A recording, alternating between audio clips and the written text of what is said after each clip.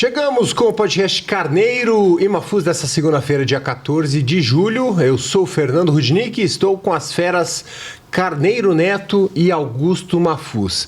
Um programa hoje começando diferente, porque a gente faz uma homenagem especial ao Flávio Pantera, goleiro, ídolo do Atlético Paranaense, ídolo do Paraná Clube, que faleceu ontem aos 54 anos. A gente deixa as nossas condolências à família, né? A gente deixa os nossos sentimentos aí à torcida de Atlético e Paraná, onde ele fez muita história, e a gente vai começar relembrando um pouquinho do Flávio, né? Carneiro, Mafuz.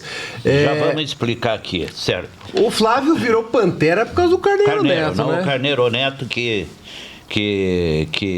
deu esse adjetivo pro Flávio. O Flávio foi ídolo no Atlético e goleiro no Paraná. Mas tem muitos paranistas que consideram ele também como um ídolo, né? Mas no Atlético ele foi. Claro, ele é o jogador, o nono jogador que mais vestiu a camisa do Atlético, 303 partidas, e é o maior campeão da história do Atlético. 9 títulos. O Carneiro, ele numa locução feliz,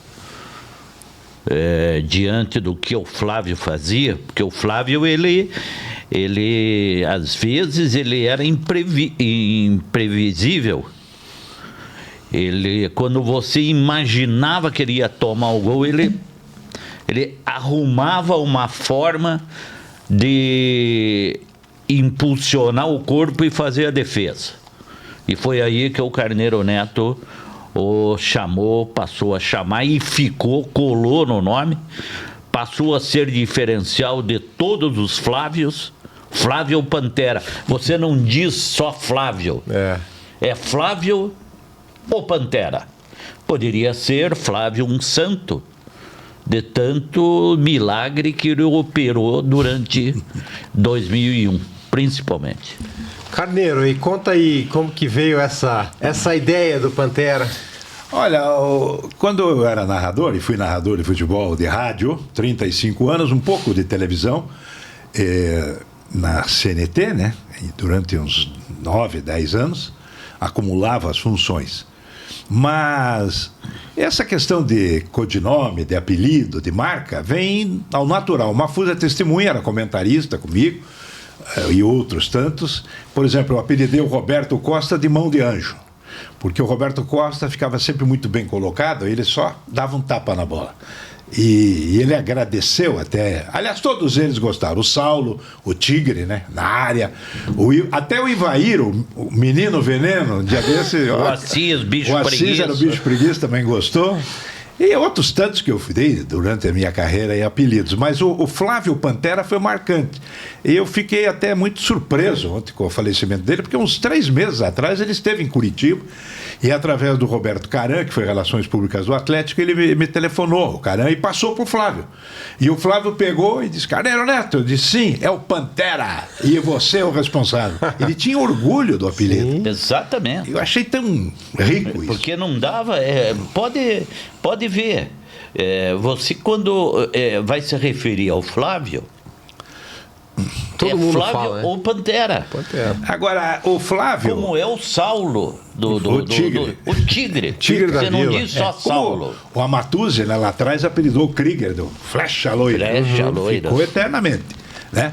Sicupira, o rei da bicicleta, e aí vai. Mas no caso do Flávio, especificamente, eu tive uma participação pequena, evidentemente, porque quando o Mário Celso Petralha assumiu a presidência do clube em 1995, ele pediu apoio de várias pessoas, né? E pessoas que foram cuidar da parte jurídica, como foi o caso do João Flori e do Marcos Coelho.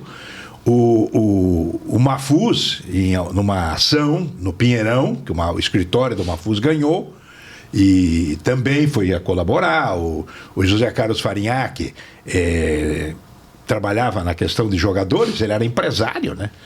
O Ademir Adur na parte administrativa e financeira, e o Enio Forné na parte patrimonial. E eu fui, entre aspas, o encarregado de ajudar na formação do time para subir para a Série A. Acabamos sendo campeões, né, da Série B, e também naquela oportunidade o Atlético fez uma bela campanha e veio o Pepe, o Zequinha não aguentou o rojão, o Pepe, indicação minha, o Antônio Clemente como supervisor, e eu fazia reuniões diárias lá com o Antônio Clemente, com o Pepe e tal, e jogadores a gente, né, também acompanhava. Eu indiquei o João Antônio do Paraná, que foi uma grande contratação, e quase o Saulo foi, aí um dirigente achou que o Saulo não ia dar certo, imagino, seria o maior ataque do Brasil, Saulo, Paulo Rink e Oséias.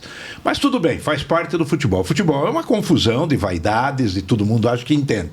Mas no caso do Flávio, uma tarde, o Farinhaque me chamou e disse, olha, eu tenho uma gravação, era um videotape, né, na época, há 30 anos atrás, do Flávio, um goleiro do CSA, que é muito bom. Eu digo, tá bom, vamos assistir. E assistimos os melhores momentos, vamos dizer assim.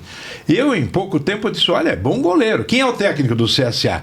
Aí o Farinhaque disse, é o Valdemar Carabina, que era nosso amigo. Dirigiu o Atlético 2 vezes.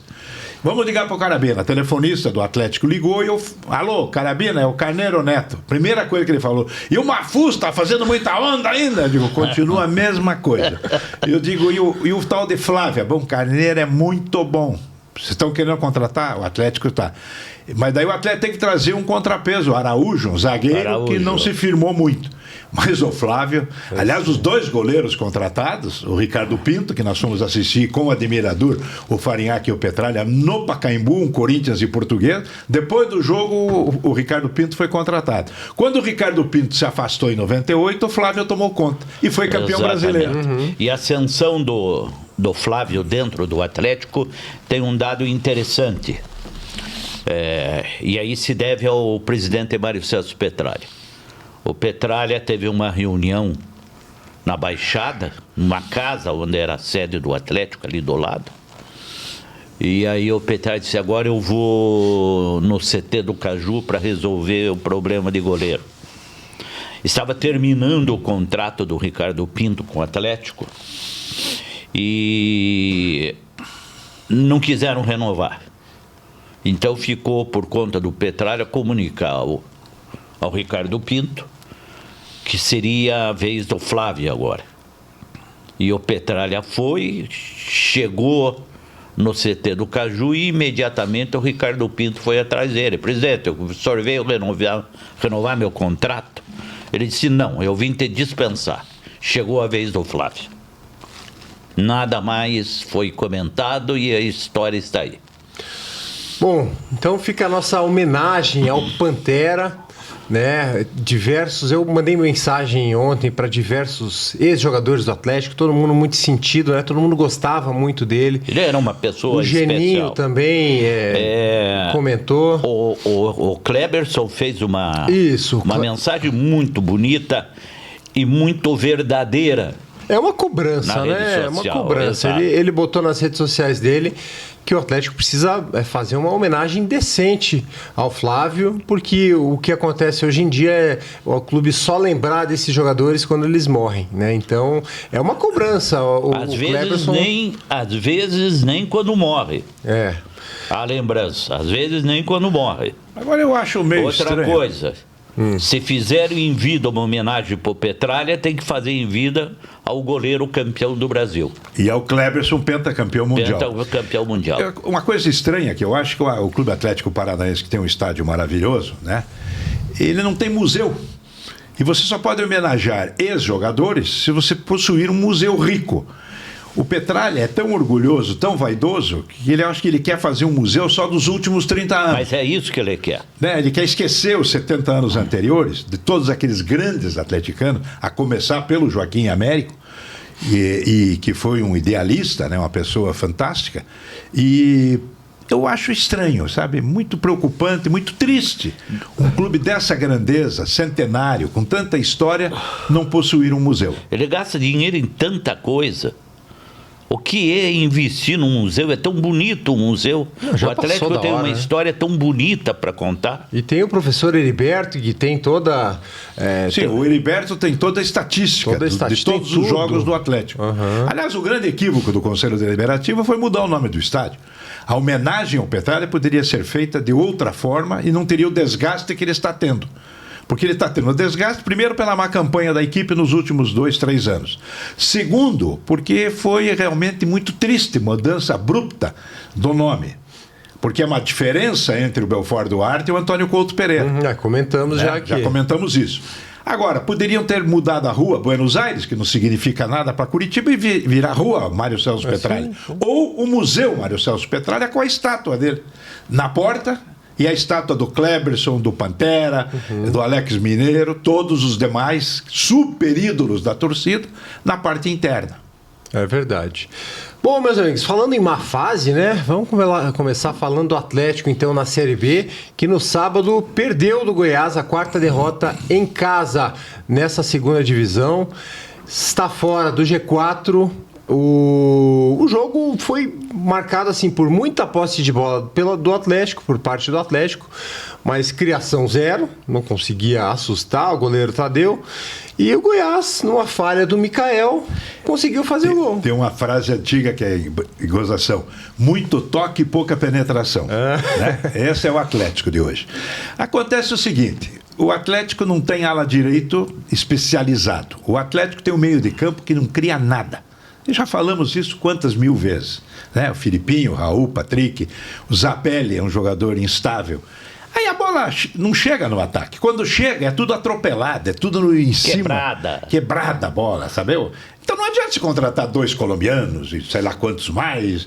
Meu amigo, se você não tiver um planejamento inteligente de quem conhece futebol, não esses caras querem fazer negócio, vender jogador e se achar, dei lucro, a última linha, o balanço. Superável. Isso é coisa de contador. O meu negócio é futebol. Então o Atlético de 5 em 5 meses muda o diretor de futebol profissional, que é o tal CEO, já mudou nesse ano, o ano passado mudou 4 vezes, muda de técnico, né? O ano passado foram 5, esse ano estamos ainda no 7º mês e já mudou um de uma vez, e o Odair é uma que fica com o pepino, porque ele não vai fazer milagre. E outra coisa, tem agora um detalhe que está começando a se consolidar. O Odair não fica com o pepino e não é daqueles de ter muita condição de acordo com o pepino. Ele se perde também. Ele se perde. Eu não vou culpar o Odair, mas ele anda fazendo coisas que um técnico bom, um grande técnico, como é o estágio dele, como ele é tratado, não faz. Mas, Mafuz, veja bem, vamos tentar entender. Eu concordo com a sua colocação, só que veja bem, o Odair deveria ser mais defensivo, primeiro. Ele não pode fazer... Aliás, ele prometeu isso. Pois é. Ele colocando 4 no meio de campo e 2 atacantes enfiados, os atacantes bem marcados, a bola não chega. Quando chegou, o Patrick pisou na bola. Os demais não sabem finalizar, só o Esquivel acertou uma bola na trave. Aí, o que acontece? Ele tem que usar também, Mafuz, os tais atacantes que a diretoria ele colocou. Porque você não vai pensar que o Cartolão lá não cobra dele. Escuta, eu gastei uma fortuna no Viveiros, no Mendonça, na Mãe do Badanha. Tem que jogar. Existe essa cornetada, você sabe disso, foi repórter, ficava atrás da porta, ouvia tudo. Então, meu amigo, o futebol para quem sabe, não é para quem acha que sabe. O Odair Helma sabe, só que ele não tem a matéria humana de qualidade para fazer um time que funcione. E assim o Atlético se arrasta, lamentavelmente, na Série B, que é um nível técnico baixíssimo. Sim. Estrearam o Viveiros e o Mendonça, mas pouco se pôde avaliar, né? É impossível avaliar o que vai ser, porque o Atlético não é um time, não consegue criar. Tá complicada a situação, tá fora do G4, mas já faz quanto tempo que tá fora do G4? Já faz bastante tempo. O campeonato tá indo. Agora, posso falar um negócio? Eu escrevi hoje, tem muita gente que não acredita nisso. Eu acredito, porque eu leio muito sobre a espiritualidade, sobre a intercomunicação dos sentidos, né, das criaturas. Eu estou achando que tem algo maior dentro do Atlético, que é a aura do que o Petralha transmite. Mas eu estou sentindo que há algo maior ali que não se resolve. Sobre o erro do Mikael, vocês acham que está na hora de dar uma chance para o Santos? Normal no futebol. Normal no futebol. Mikael fez boas defesas, espalmou uma bola, tem que ter zagueiro ali para tirar a bola. Exato. O goleiro não pode pegar tudo. Isso é outro beabá do futebol. A zaga do Atlético é um monte de atarantado que O toma de Santos gol. em condições tem? Tá machucado o Santos? Não, tava no banco. Ah, né? tava no banco. Tava no Não, banco. mas deixa o Mikael. Deixa eu o não Mikael. acho. Já fiz crítica aqui, todo mundo caiu de pau em cima de mim. Eu não acho o Mikael no nível de um Bento, por exemplo, e muito menos do Santos no auge da carreira. Tampouco do Weverton e muito menos do Flávio Pantera e do Roberto Costa. Porém, é o que temos para hoje, E é meu amigo. jovem ainda, né? Tem que 21 manter, anos. tem que dar moral pro menino, até precisa melhorar o meio de campo.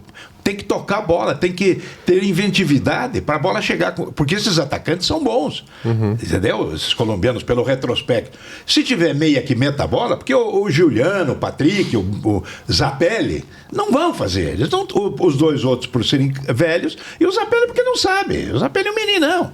Tanto que o Dreyer, ex-jogador do Curitiba e do Atlético, após o jogo me mandou uma mensagem.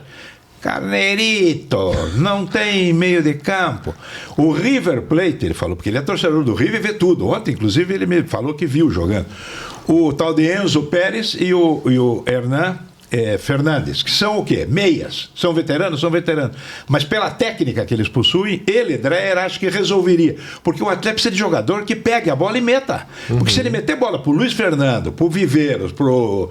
Como é o nome do outro? Peixoto, pro Allan Kardec, pro Mendonça, o gol sai. Mas quem é que vai botar a bolinha lá? Hã? Onde é que está aquele que eu falo há quanto tempo? Estilo Everton Ribeiro. Onde é que está um Cleverson, um Nivaldo, um Adriano, né? Um Souza? Onde é que estão os armadores? Um Bruno Guimarães. Mas sabe por que não tem? Porque não tem critério, não tem observação dentro do Atlético. Porque o Atlético não tem quem conheça futebol Exato. institucional, é tudo profissional. Todos sensíveis a empresários. E esse é o problema. Falou em empresário, corre comissão. Correu comissão, traga o que der. Amigo, isso não é jeito de comandar um time de futebol. Só para fecharmos então a agenda aqui do Atlético, os próximos jogos, ó, vai ter no sábado o Volta Redonda, Aonde o jogo? fora de casa. Vai ter que no ganhar Raulino esse de jogo. Oliveira. Depois, E é um timinho esse Volta Redonda. É um hein? timinho, Tecnicamente falando. está brigando para não cair. Depois, em casa, na terça contra a Ferroviária e na sequência, dia 27, contra o América, fora de casa. Tem É que ganhar os três. Termina tem o que ganhar turno os daí? três. Aí termina Daí o turno. termina o turno. Depois ainda tem a Copa do Brasil. O Atlético vai enfrentar o São Paulo.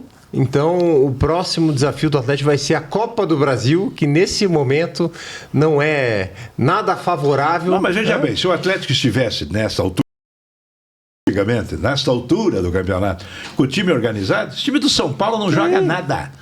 Mas o São o- Paulo mas levou o um Atlético- vareio do Flamengo sábado no Maracanã. Só que o Atlético também não joga Não nada. joga nada. Esse é o nosso problema. Nós não podemos afirmar nada para o torcedor. E em comparação, e já entrando no assunto Coritiba, olha a agenda do Coxa, o líder Coxa. Paysandu em casa, sábado. Paysandu está na zona de rebaixamento. Depois, Atletique na terça-feira, fora de casa. Atletique está onde? Na zona. E depois, Amazonas, dia 27, em casa. Onde está o Amazonas? É o Lanterna da Curitiba, se competição. caprichar um pouquinho, ele faz 9 pontos. Se fizer 9 pontos, E já resolve a vida dele. chega a 42 para fechar Já o primeiro turno. resolve a vida dele. Dá para dizer que está com o pé na Mas então, Série A. né? exatamente. Então vamos falar do Curitiba, Vamos. que é exatamente o oposto do Atlético. As contratações foram criteriosas, o Mozart foi ouvido pela diretoria do clube, a SAF, e o Curitiba, mesmo sem ser brilhante, como não foi na última vitória, né, ele deu uma bobeira no primeiro tempo, né? Mas Sofreu, o Morisco salvou. Nesse em Pedro diversos Morisco, lances. olha, é goleiro para seleção, amigo.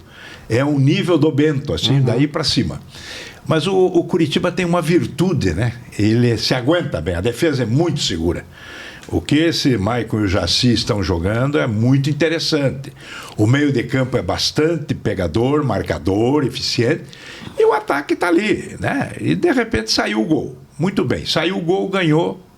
Importantíssimo triunfo e segue em frente. O Curitiba está com quantos 30. jogos sem perder? 9?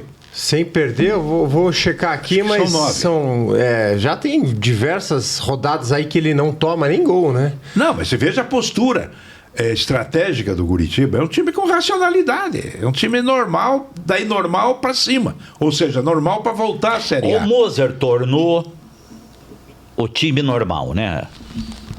Também não vamos muito longe.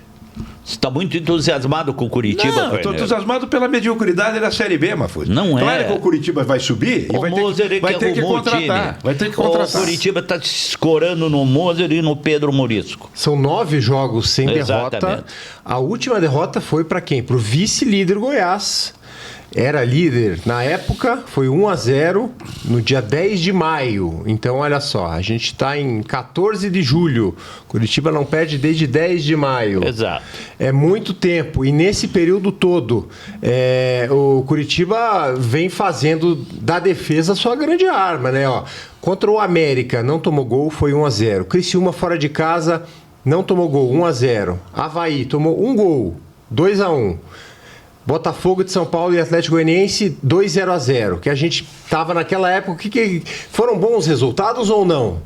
Seriam bons se o Curitiba vencesse Você em casa. me desculpe, eu não quero contrariar o Carneiro, mas eu quero usar o Curitiba como referência para sustentar essa minha opinião. O Odair Helma está há quanto tempo no Atlético? Ai, vou ver a data, mas logo depois do 40 Paranaense. dias, né? 40 dias. Pega semana cheia. Tá treinando. Ele chegou dia 21 de maio. Eu concordo que ele tem um grupo de jogadores deficiente. Mas ele não adapta, ele não busca compensar nenhuma deficiência com uma ideia dele, com um trabalho elaborado, executado em treinamento. O Atlético, desde que ele chegou, o Atlético é o mesmo. Não mudou nada, absolutamente nada. Por isso que eu acho que o Mozart é a referência que tem o Curitiba hoje.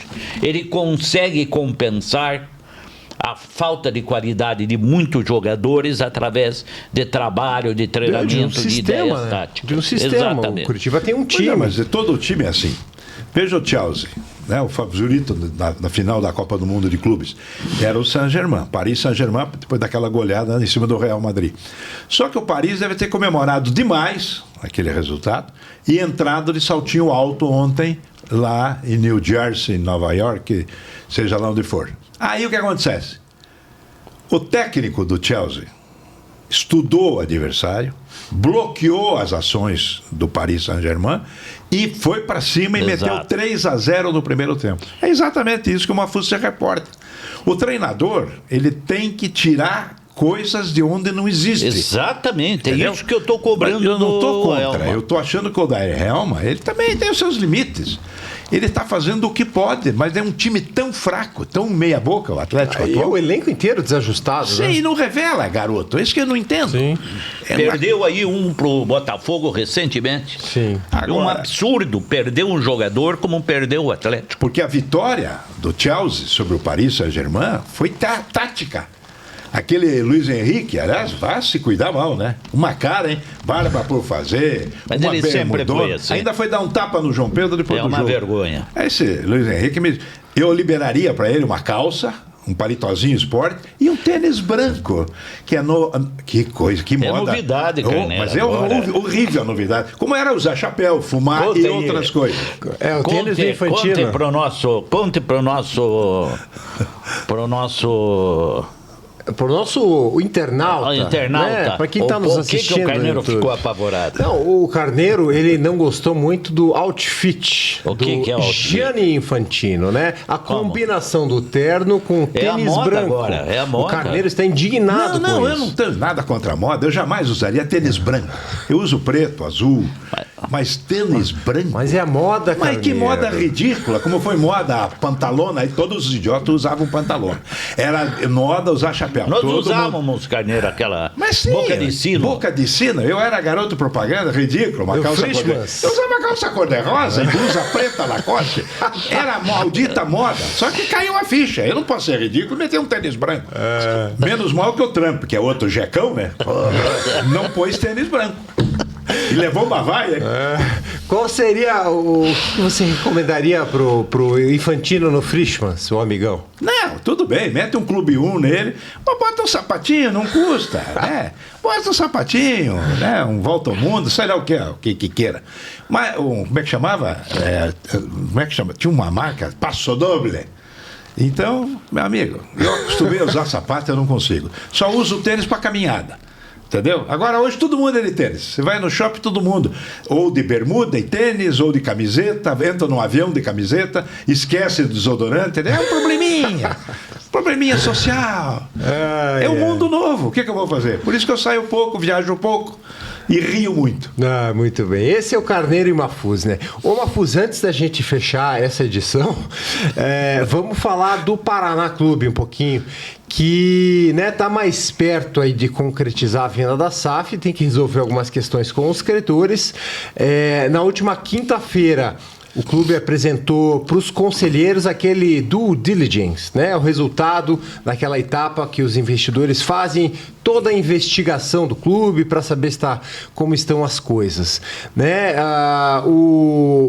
Tem uma matéria lá no 2, feita pelo Pedro Melo, ele falou com o Naor Malaquias, que é representante do Comitê dos Credores, e ele acha que nos próximos dias as coisas podem ser resolvidas. Abre aspas aqui para o Naor, ó.